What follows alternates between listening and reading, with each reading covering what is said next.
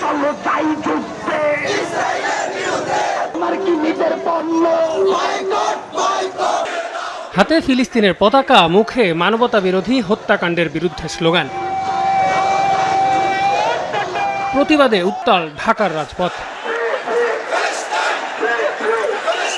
সোমবার বিকেলে জাতীয় মসজিদ বাইতুল মোকাররমের সামনে এসব দাবি নিয়ে বিক্ষোভ মিছিল করে বাংলাদেশ জামায়াতে ইসলামী ঢাকা মহানগর দক্ষিণ। আর উত্তরের আয়োজনে বিক্ষোভ মিছিল হয় রাজধানীর মহাখালীতে। জাতিসংঘ এমন বর্বরতায় চুপ থাকার সমালোচনা করেন দলটির ঢাকা মহানগর দক্ষিণের আমির। মিছিল পূর্ব সমাবেশে তিনি ইসরায়েলকে নিষিদ্ধ করার লিখিত দাবি রাষ্ট্রীয়ভাবে জাতিসংঘের কাছে পাঠানোর দাবি তোলেন।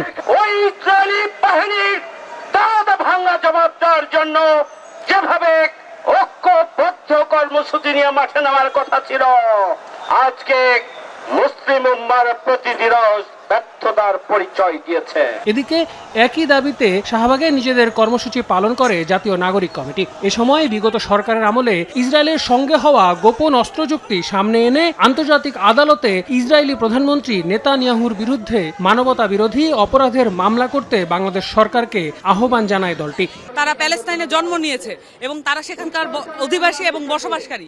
এই অপরাধে তাদেরকে পৃথিবী থেকে নিশ্চিহ্ন করে ফেলার যে প্রক্রিয়া চলছে, সেটার প্রতি আমাদের ঘৃণা। ইসরায়েল এখনো পর্যন্ত উপনিবেশবাদী মানসিকতা লালন করে একটি জনগোষ্ঠীকে ইথনিক ক্লিনজিংয়ের মধ্য দিয়ে নিশ্চিহ্ন করবার পায় তারা খুঁজে বেড়াচ্ছে।